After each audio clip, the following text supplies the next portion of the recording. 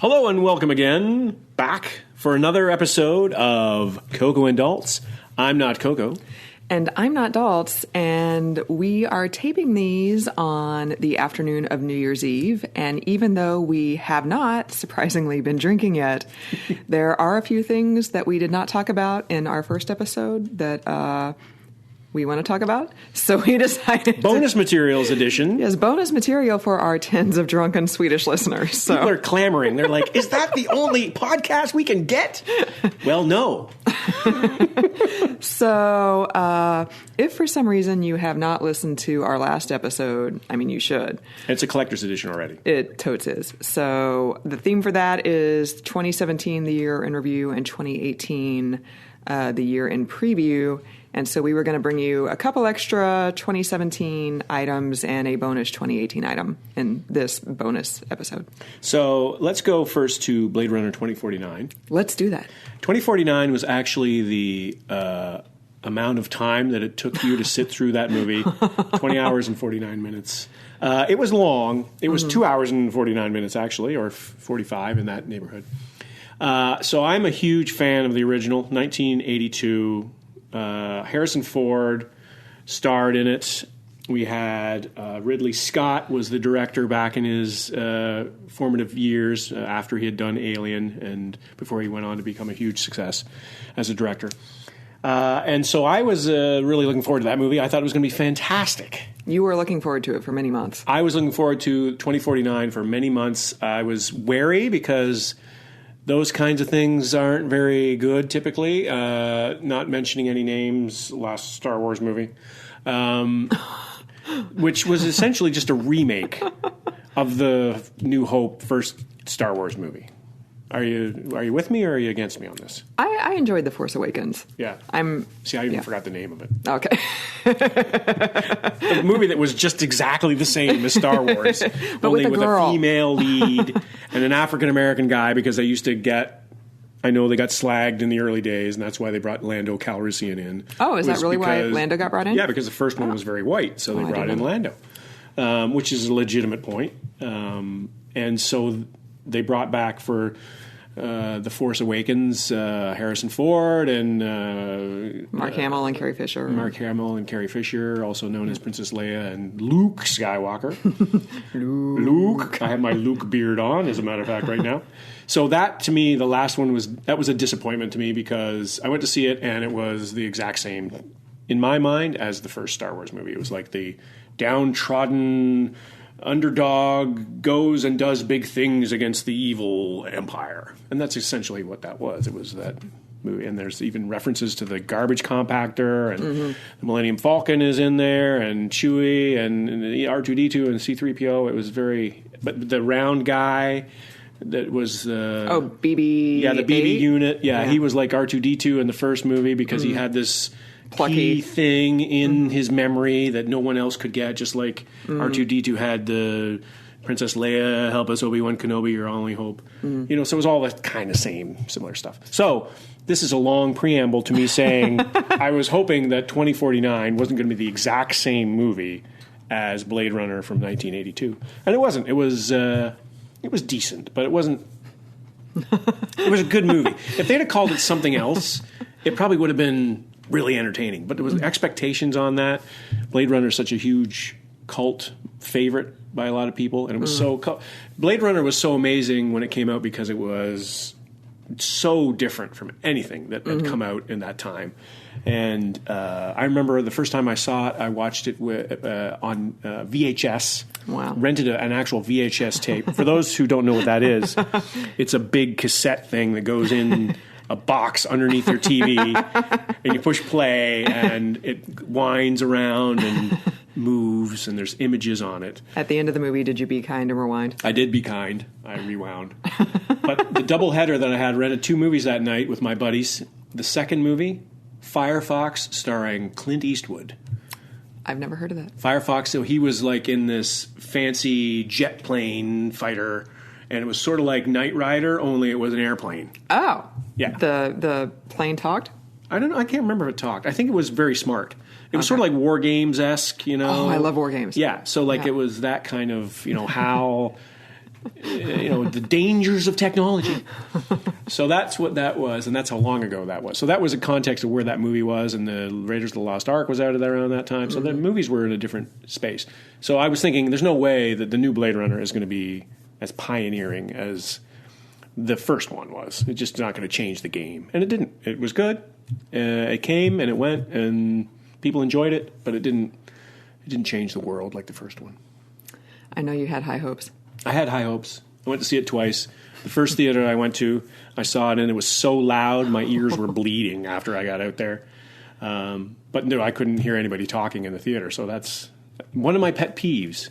So if you talk in a movie, you are off my friend list on Facebook. That's the rule. If I catch you talking in a movie when I'm trying to watch the movie... Well, I make sarcastic comments in movies, so am I off your Facebook friend list? Like when we watched... I've been meaning to have a conversation with you. I don't want to do it on the podcast, but... When we watched Space Buddies on Netflix the other day, and I was kind of mocking it, throughout. Well, that's a different story entirely. Okay. If you're watching a movie going into the fact that you think you're going to mock it, then it's an imitable mocking movie. Poppy. And for those who haven't watched Space Buddies, recommend. I mean, it's got puppies. Come on, you can't... In space. You can't go wrong. Talking puppies. And it's got Diedrich Bader as the Russian guy. As Yuri the cosmonaut, who is slightly off his rocker. And they couldn't find a Russian to play that part, so they got Diedrich.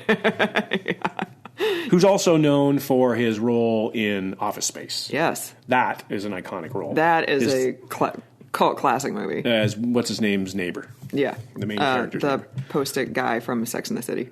Right, Ron Livingston. There you go. That's his actual name. It's his actual name. I don't know what his actor name or his role name was. It was Peter something. Yeah. Look at you. I know. Like I said, we haven't been drinking yet, so... So your memory is sharp. Right. Okay, so another thing we should talk about for 2017, another discovery that we failed to mention in the debut of the Coco and Daltz podcast. Yes. What did you discover in 2017 that has changed your life? Well, you said Blade Runner 2049 was decent. This was also decent, a word they like to use.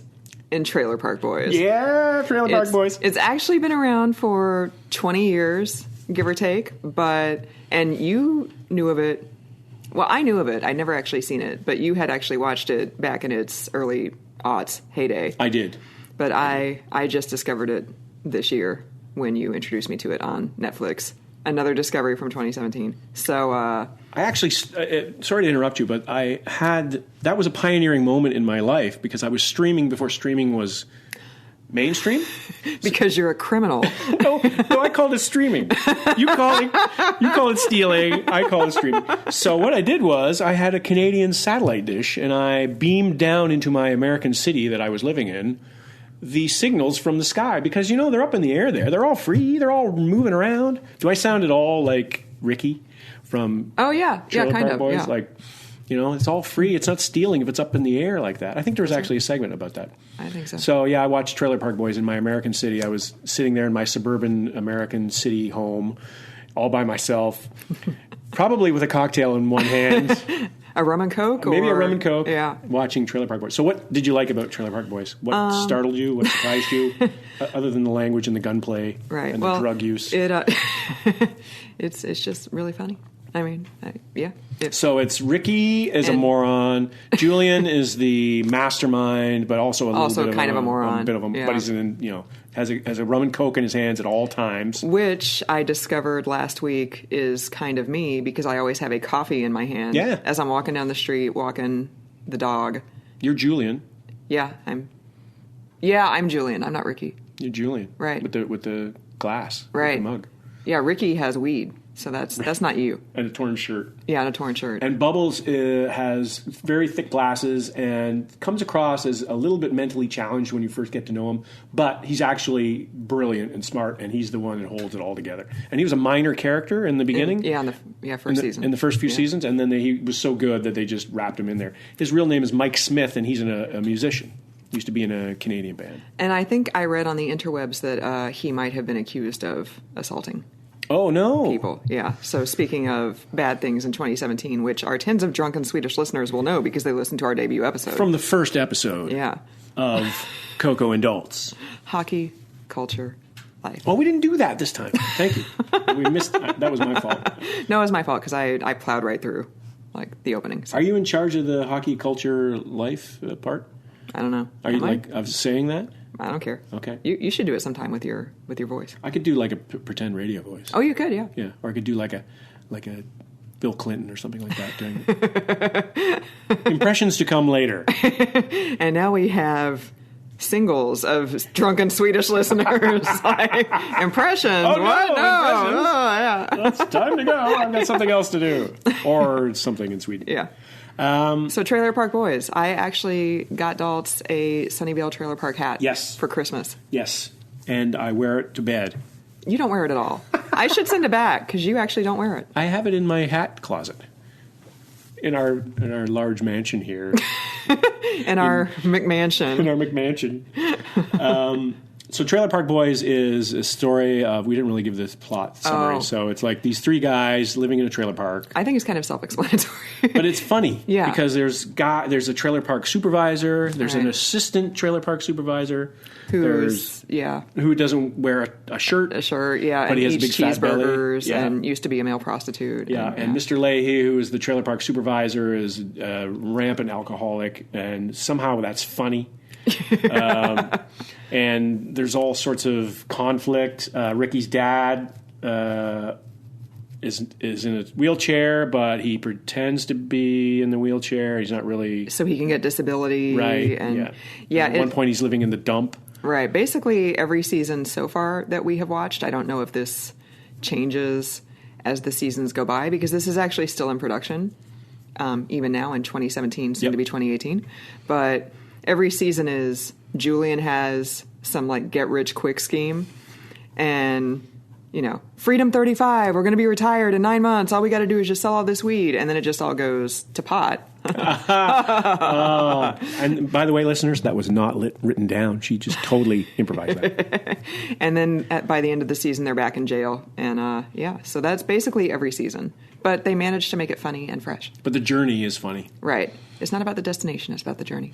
The journey. So one of the highlights was, it's a mockumentary. Yeah. So this crew is following around these guys, and the crew gets involved sometimes in the action. And one of the funniest times was when the sound man got shot in some gunplay. This is a very un-Canadian show when you think about it. Because there's all sorts of cursing, there's all sorts of gunplay, there's drug use, there's violence galore.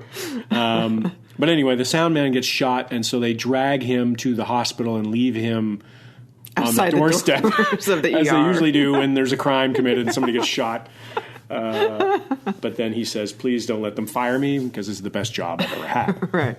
It's very funny, and I think we're on season 6 right now. Yeah, and there's 11 seasons or something like that. Yeah, and now there's a bunch of movies. Yeah, there's a bunch of movies now too. So I'm very much looking forward to watching more of them. Yes. Trailer Park Boys recommend, but don't watch it with the kids around.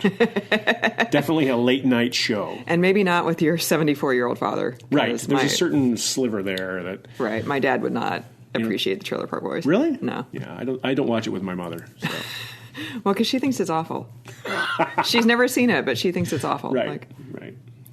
And so now let's go on to 2018 as something we're anticipating that we did not talk about previously. Yeah, the big thing, it's debuting on January the 17th, so coming up in less than 3 weeks. American Crime Story, The Assassination of Gianni Versace. Yes. I am so looking forward to this. So the background on the series, what was the previous So this is an anthology series, and the first season, for anybody who was like Yuri and living in space on his bucket of bolts, Poppy, is the first season was the trial of O.J. Simpson, and how did that end? Dude, I'm not going to spoil it for you. Don't spoil it. Yeah. That actually came out 2 years ago, and I started watching it because I thought, so Ryan Murphy is the executive producer, and he did Glee, and I thought it was just going to be campy, and he also did American Horror Story. So I thought it was going to be campy and just kind of a train wreck. And then it was incredibly well done. With Cuba Gooding Jr. as OJ. Yeah. And David Schwimmer as Robert Kardashian. And both of those were great, even though you think that's right there, those casting choices, you're thinking, this is not going to work. Right. But no, like every performance was just completely stellar. John Travolta as...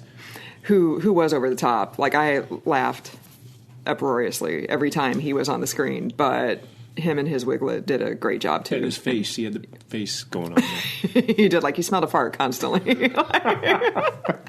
So the first season of American Crime Story was just beyond excellent. It won all the awards, rightfully so, and now they're tackling The Murder of Gianni Versace by Andrew Cunanan, and it's already getting great reviews. And who's in that one that we know?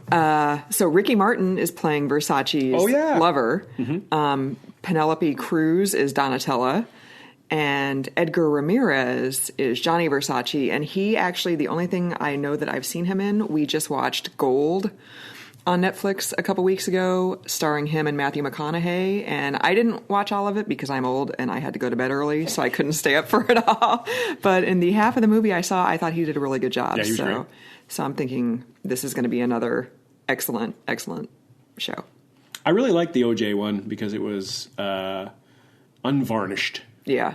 There were a lot of things in there that I didn't know. I mean, it's fictionalized, so you don't know if you don't know. But the Marcia Clark role was really good. She was really strong. She put up with a lot of crap in those days, and it was reflected in the movie. Speaking of, like we did in the previous episode, women in the workplace being belittled and talked down to, et cetera, et cetera, et cetera. Right. Yes. And there was a lot of all the attention on her hairdo and her clothes that she was wearing, and had nothing to do with her competence or whether she was winning or losing or anything like that. The focus was on other purely tangential things. So yes, it was a good little sliver on looking back on those days in the 90s, mid 90s.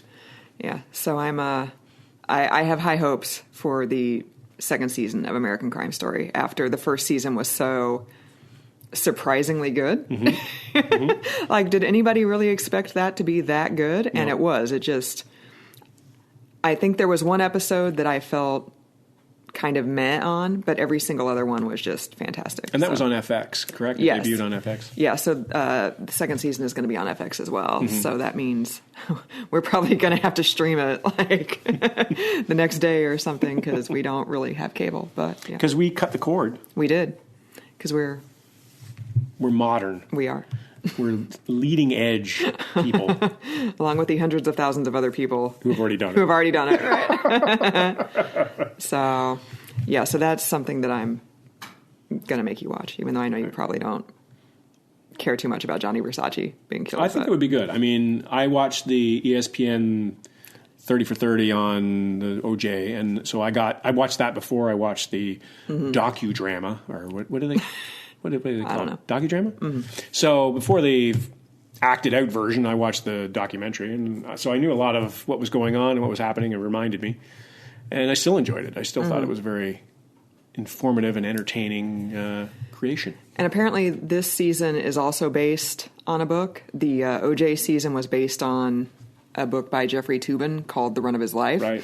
And this season is also based on a book that our crack research team didn't write down the title of or the author of, but it was supposed to be exhaustively researched, so that was the basis for the scripts for the episodes. So, like I said, I have very high hopes. I'm trying to look it up while you're talking. And I have nothing else to say. So no, you have lots to say. I'm sure that you do. Well, so the third season of American Crime Story is to focus on Hurricane Katrina. I thought that was supposed to be the second season, so I was kind of surprised when I read the announcement that it was Versace and they were publishing the photos of the cast and everything. I think Katrina is going to be very well done. That is also based on a book. Oh, Sherry Fink's book, 5 Days at Memorial: Life and Death in a Storm-Ravaged Hospital. The Versace one is based on Vulgar Favors, Andrew Cunanan, Gianni Versace, and the largest failed manhunt in U.S. history by Maureen Orth. And also worth noting, the 4th season of American Crime Story. Oh, they've already got a 4th season planned out. They've got a 4th season lined up. We'll cover the Monica Lewinsky-Bill Clinton sex scandal. So Ryan Murphy is really going back to the 90s. Based on the Tubin book, A Vast Conspiracy, the real story of the sex scandal that nearly brought down a president. Wow. So except for Katrina, Ryan Murphy is all 90s all the time. Well, and Jeffrey Tubin did the OJ book. So yeah, so there's a theme there, too. Yeah. So that'll be interesting. And Katrina, they don't have really a cast lined up yet. Yeah. Well, it's probably at least 2 years away, right? Yeah. Because it's been 2 years since the OJ season. So yeah, exactly. So there you have it. That's our bonus material for our single drunken Swedish listener who is remaining. Thank you. So tune in next time for more podcast fun. Coco and Daltz. I'm not Coco. And I'm not Daltz.